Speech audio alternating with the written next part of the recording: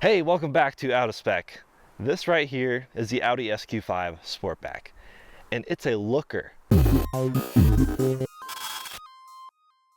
I am one who loves automotive styling and loves seeing what companies are doing what with their design ideas, their taste. You can kind of tell what they're after in the whole lineup. And Audi is one that has really never let me down, nor has it really piqued my attention. Obvious exceptions to the rule, like the Audi R8, that's just gorgeous no matter what year you look at. But their SUV or CUV lineup has really impressed me over the years, and it's gradually been getting better and more engaging and more interesting to look at. This definitely caught my eye. But price as tested, this is about $66,000, and that does include the S Performance package as well as the premium kind of creature comforts of all kinds package. Those together are about $6,500, so that is a good chunk of additional things added to this car. This is District Green Metallic, which is of course an option, cost a little extra money, a few $100s, but I like it. It's different. It's not really a green I've seen much. I mean, some people go with the deeper green, some people go with the more pure bright green, and this is like a very muted forest green. And I thought I'd film it out here with all the pine trees here in Coal Creek Canyon of Colorado. But let's take a quick look around and see what we're looking at here on the SQ5. Walking up to the Audi SQ5, it is just a good looking car. And a lot of CUVs, a lot of brands actually, just have huge obnoxious grills, huge obnoxious badges. I mean, they must like it, but I feel like enough journalists, including myself, have ramped on it for a while that it's interesting that it keeps happening. But Audi is just beautiful. It's not crazy. It's not like wild and out there and super intriguing, but at the same time, it's classic and it photographs well and it looks good on video. I mean, it's hard to make these cars look bad, especially any Audis in the last 10 years or so. I guess my only gripe is they haven't really changed much in the last 10 years, but at the same time, don't fix it if it ain't broke. First up, this grille is really cool. I love the design of these elements here. It doesn't just have holes or cross-membered sections interlooping together. It's just an interesting, I don't even know what you would call this style, but it's so well done.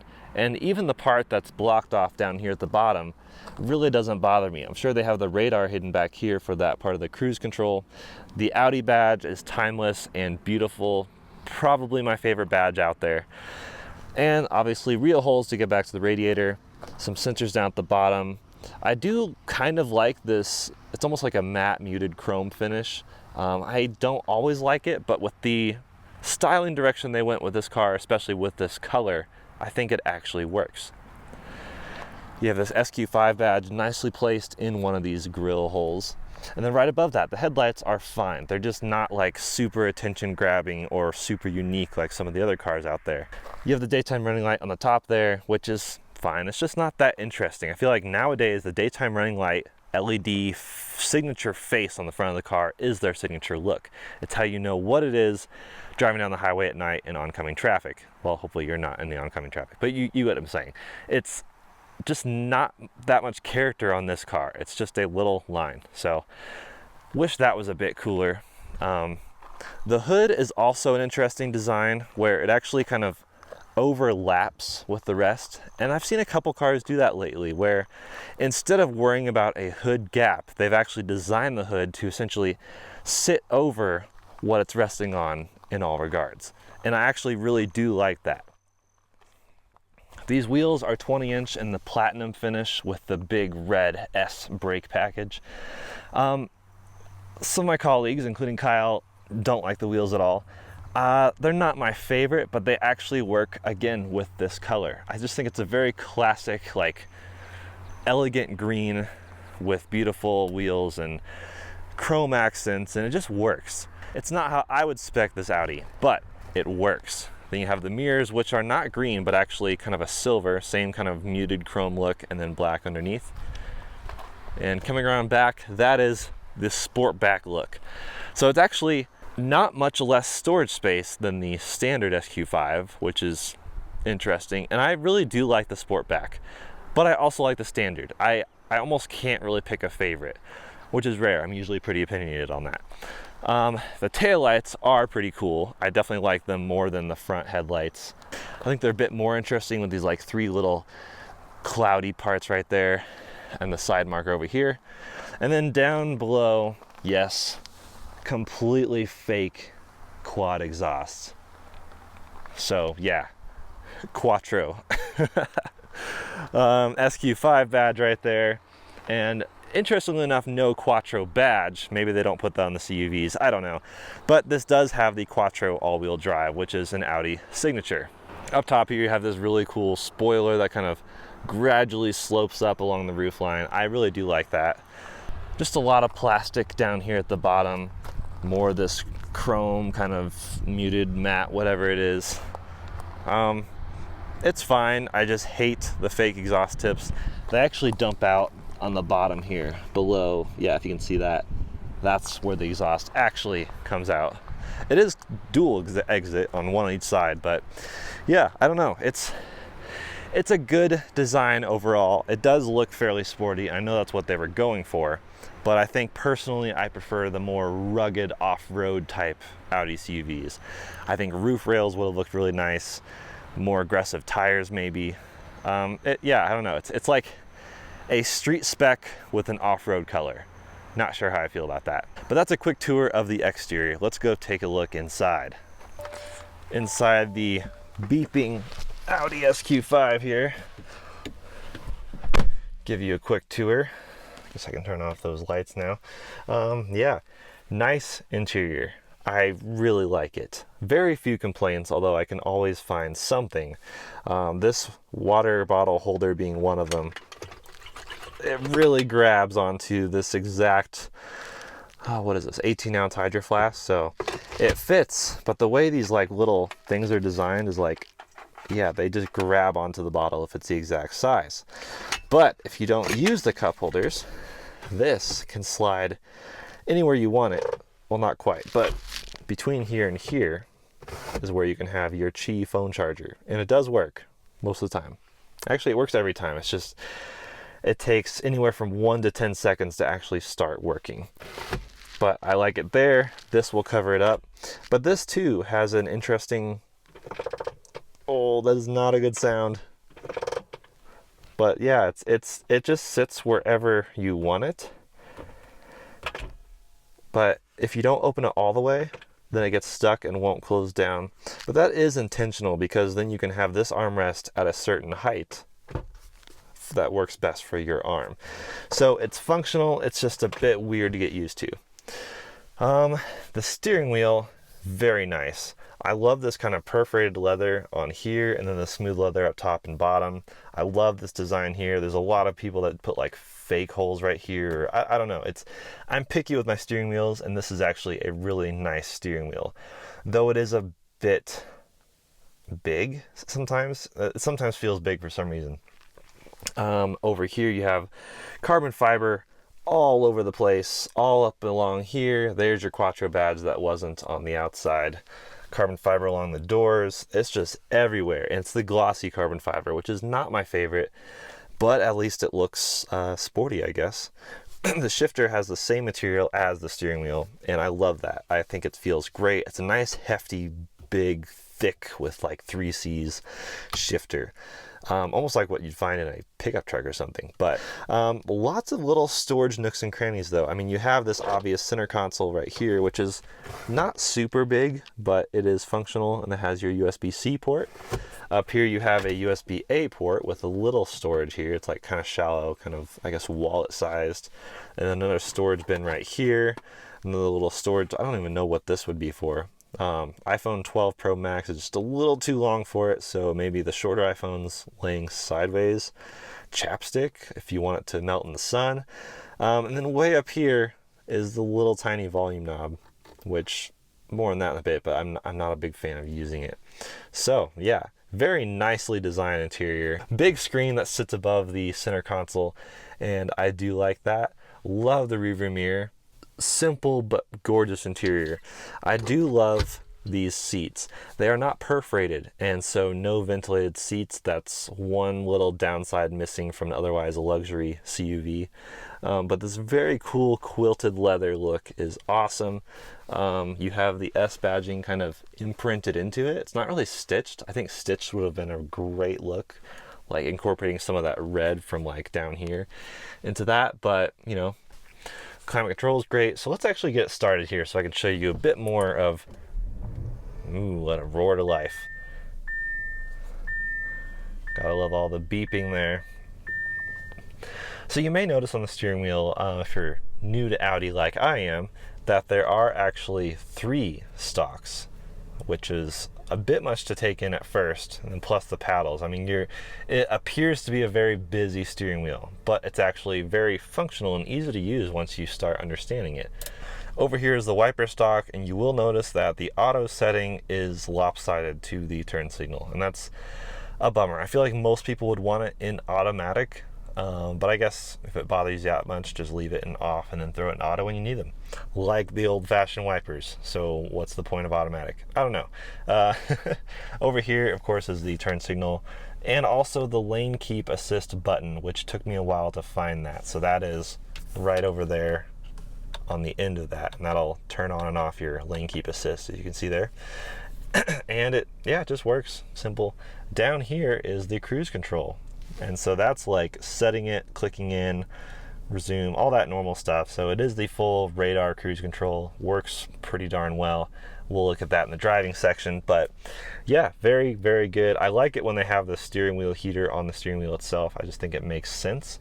I like all these little scroll wheels. Yeah, it works great. You can change the view here of your gauges. And there's a few different gauge options. And then over here you can adjust what you're seeing on the gauges. So there's a lot of customization in the gauges themselves. Let me show you that really quick here. So back in settings, displays Audi virtual cockpit. So we got sport, performance, and dynamic. And here's a quick tour really quick. This is performance. So you got the big tachometer in the middle there, and then dynamic switches it to this really interesting, like, look at that. That's really cool.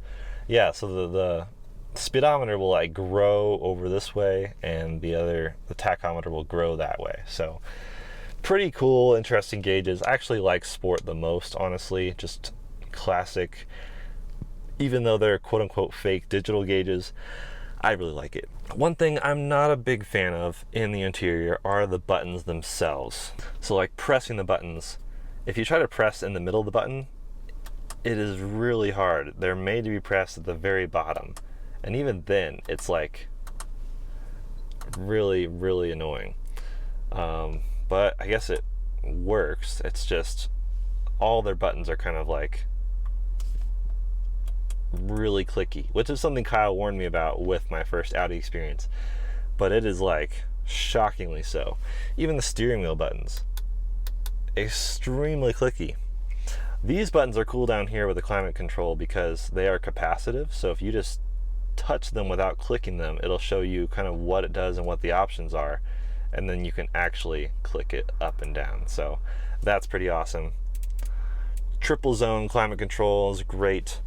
And then you have the premium sound system in this car, the Bang & Olufsen, which is honestly pretty solid. It's not my favorite premium sound. I think there are better ones out there with some other brands, but it is a really generally good system, not fatiguing. It's got great bass and highs. The mids are a bit questionable, and even the clarity of the highs are not, like, they're not super pristine, but it does the trick, and I think most people would be very happy with it.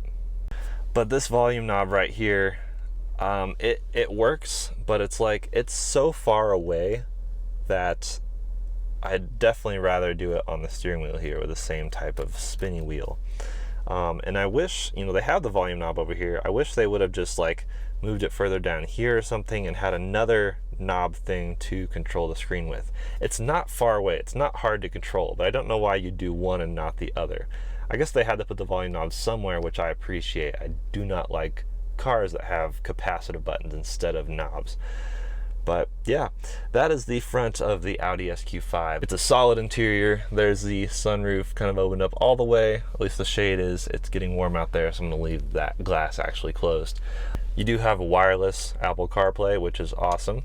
But yeah, otherwise, totally fine. No ventilated seats, that's a slight downside, and no heads-up display. And those are two things I would expect in most premium cars, especially at this price point. I mean, I've had many much cheaper cars with those options, but I guess you have to differentiate within your lineup in some way. So that's enough with the front. Let's go check out the back. So I have plenty of room, both on my leg and my head. Well, not like a ton, but I'm comfortable. I do feel like I'm sitting up pretty high. But yeah, even with the Sportback roof, it's totally fine with the headroom. And I'm sitting behind myself, and I'm honestly really comfortable. These are some of the most comfortable back seats I've ever been in. They have that same kind of stitching appearance. No heated elements back here in the back, which is another downside. That would be nice to see in a premium luxury SUV. But you do have some USB-A charging ports and your third zone of the climate control with those same really clicky buttons. So I don't know how I feel about that. Got your little center console here with cute little pop-up cup holders, and they are tiny. I mean, finger for reference. I don't know how to show you how small they are. I don't know how useful that's going to be, but it is something. You have the same carbon fiber accents along the door here. And that's, yeah, I do love having the panoramic moonroof kind of extending into the back a little bit. I think rear passengers really appreciate that. And you can see the really interesting design of this like seat headrest. Like, look at that. It's I don't know, it's so weird. I've never seen anything quite like that. And then lastly, oh, not quite all the way, but just enough for a little elbow right there. That's totally fine. I'll accept that. And some of the same Alcantara beneath the carbon fiber. That's a nice touch point, even though it's not really a point you are touching. It's interesting how they did that, isn't it? But yeah, that's it for the back. It's solid. So let's go take a look at the trunk.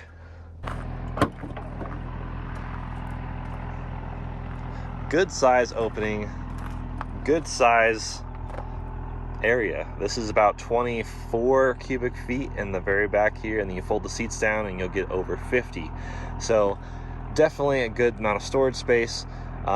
You have just a tiny bit more with the normal SQ5. So interestingly, the SQ5 Sportback does not actually compromise very much with the interior volume, but it's definitely usable. Got a couple nets here on the edges. I love the design of these little lights down here. I think that's a really nice touch. But as far as like moving the seats forward, you have, I don't like these poles very much. They feel kind of cheap to me. I don't know how long they'll last. And then with the air suspension equipped on this car, you do have the option to lower the back end down even further.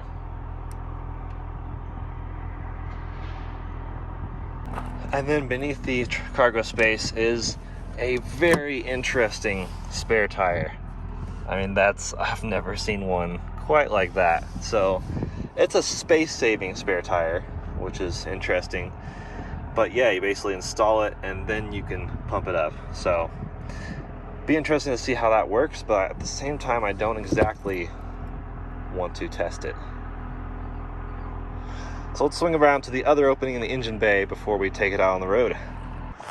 So this is the Audi V6 TFSI. It is a turbocharged V6, and it makes 349 horsepower, 369 pound-feet of torque. Nice. Those are great numbers for this car. It is very peppy, and we'll show you that in the driving in a second here. But it is mated to an 8-speed Tiptronic transmission, and of course mated thereafter to a Quattro all-wheel drive system. Very, very solid power plant and drivetrain, at least on paper. But let's go see how this Audi does on the real road. All right, so driving the Audi SQ5 Sportback, let me first start by going to a driving mode that I would like to, all right, yeah, let's do all road. So the car is now raising up to the appropriate driving height for all-road. This is equipped with the air suspension. It's creaking just a little bit there. So yeah, this is equipped with the air suspension that will adjust, up and down based on your driving mode, and of course you can override that a bit. And as you saw in the back, it can droop the back, do kind of the Carolina, what do they call it? The Carolina stance, where the back is lower. There's a name for that. It'll come to me eventually, but ooh yeah, gotta love those big old sport brakes and their big loud noises. So I'm throwing it in all-road just to see how it does on this trail that I've climbed up on the side of the mountain. But so far, it's been a really comfortable car to drive in any shape or fashion. I mean, I've done a few not dramatic off-road things, but stuff like this where it's definitely some crazy big bumps, big rocks. I didn't want to push it too hard on these summer tires, but it's actually really pretty comfortable. The air suspension really helps with that.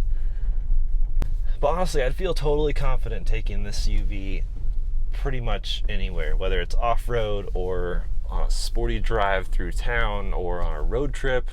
I mean, we've kind of seen that it's capable, and not just can it do it, but it can do it pretty well. Check out our MPG video on our testing for this, but we achieved, I think it was mid-30s for the MPG, which is phenomenal. At least low 30s.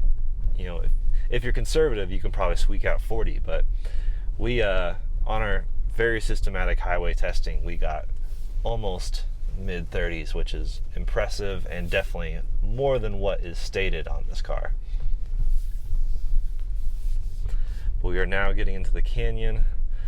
So you may have seen on the screen right there, CarPlay wirelessly is amazing, but it has been a little bit finicky on this. I don't know whether that's Apple or if that's Audi. It's not the most reliable system to connect, so that's something to keep in mind if wireless CarPlay is a really big deal to you. But I can say it's worked for me probably 95% of the time, so really not much of a problem. This engine auto shut off thing, I wish you could turn that off. But what we're going to do here is actually switch it to dynamic mode. So the car is now lowering all the way down to the 2 setting. So the height is kind of 1 to 5, and this is lowering it all the way down, at least to the 2. I don't know if it'll do all the way down to 1, but there's a C8 Corvette. Let's follow that.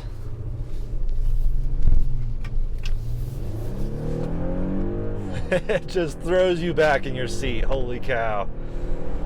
This is such a fun car to drive. And the so dynamic mode will pump more of that engine noise into the cabin, but it's actually not the worst engine noise. I really like it.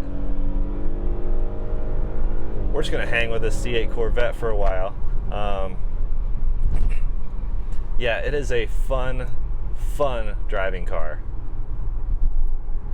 And dynamic mode also tightens up the steering. And what I found is actually all the other modes, I'm not a big fan of the steering. I think it's too loose and just wobbly. So there's an individual driving mode where you can configure everything as you want it. Take from the different pieces and pick how you want the engine and transmission and even the ride height. I pretty much have it all fairly comfortable when I'm around town. I don't want to mob around town and have the RPMs always in the high rev range, ready to shift and ready to get into turbo boost. But I do like the sporty steering on every single mode I choose. Alright, so now we've caught up to traffic. Yeah, this is a fun, engaging car. Surprisingly so. I've had a lot of CUVs this year, like I said, and they're kind of mixed bag. I mean, a lot of them claim sporty character and capable power, but just none of them really put the power down quite like this. And being up here at altitude, I'm probably about 6,000 feet right now. That turbo, I mean, the V6 alone would probably be good, but that turbo just takes it to the next level. And it's amazing what forced induction does to cars up at altitude. It just helps it along where they otherwise struggle in some of the thin air. And not only am I up at altitude, but I'm also going uphill. I mean, I'm going up into Coal Creek Canyon, which is just constant uphill battle for most of the way. So yeah, it shifts fairly quickly. I mean, it's not the fastest one I've ever tested, but it's not going to leave you upset. And if it does, I mean, you may not be looking at Audi anyways. They have good automatic transmissions, very quick shifting, but I don't know, it's definitely on the more sporty ends of all CUVs, but there are a few things out there that are just a bit sportier, but also typically more expensive. But the suspension keeps it extremely planted. I mean, this is probably the least body roll I've had in any CUV, but it's a lot less than a lot of sedans I test, even the sporty ones. I mean, this is so well done. Yeah, this is some of the most fun I think you can have in the canyons, at least with a CUV under 100 grand. I mean, I am loving this.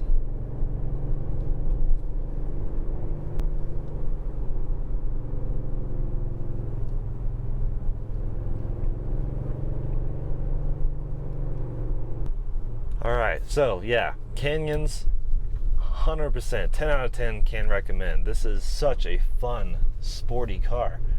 Let me take you on the highway, and then we'll go in the city and kind of do some more driving, because those are really like all the ways you'd normally be driving something like this. Alright, getting ready to go on more of like highway roads. Not exactly interstate per se, but they are state highways, if you will. So I'm going to go into comfort mode, because that's what you might be wanting to do when you go on these roads. You want to be as comfortable as possible on your little trips. So let's do this. The car raised back up a little bit to roughly its mid height. It's probably to balance, fuel economy, but also ride comfort. So right off the bat, the lane keep assist works really well. Although, like a lot of things, it wants to make sure you are driving. You're not relying on the car to just drive for you. It's not autopilot, and it's not meant to be. It's a driver's aid.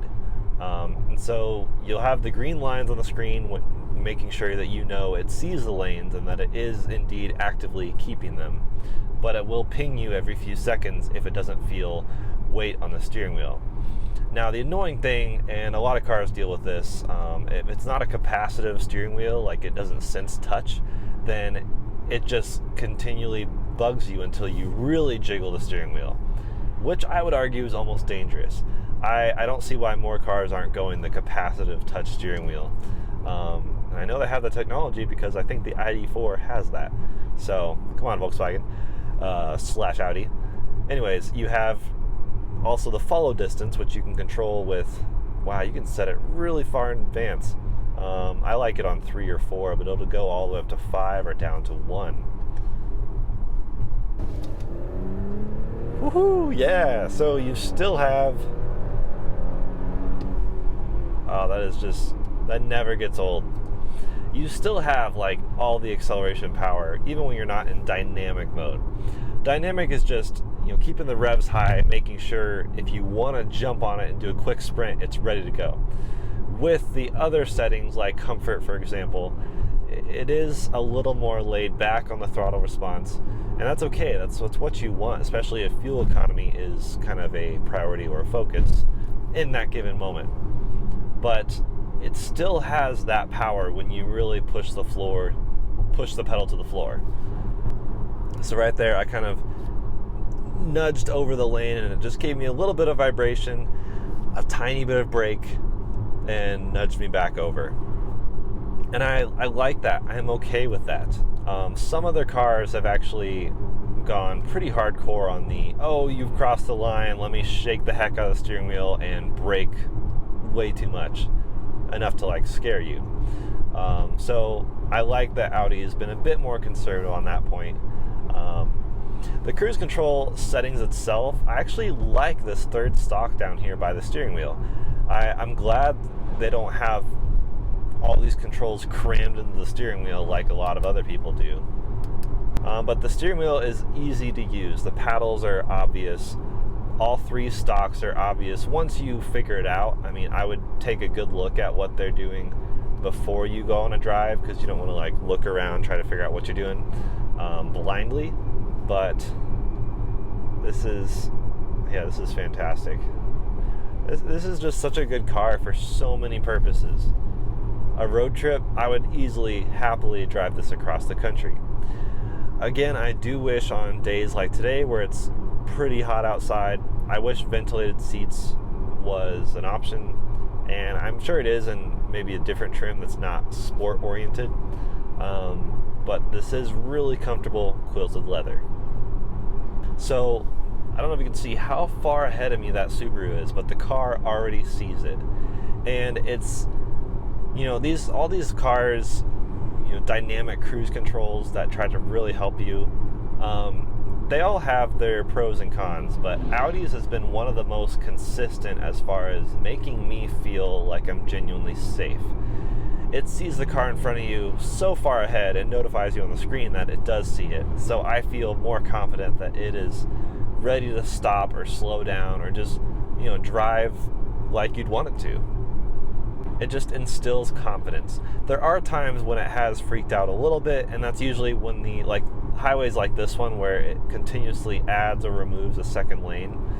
The lane keep will suddenly not know which lane to pick, so it will pick one and usually not the one you'd want it to, if that makes sense. But in this case, you know, this is slowing down and it'll eventually come to a stop for me. I mean, it's literally, the pedals are doing their job. I am still maintaining control of the steering wheel. I still have my foot ready to jump on the brake, but I've never had to.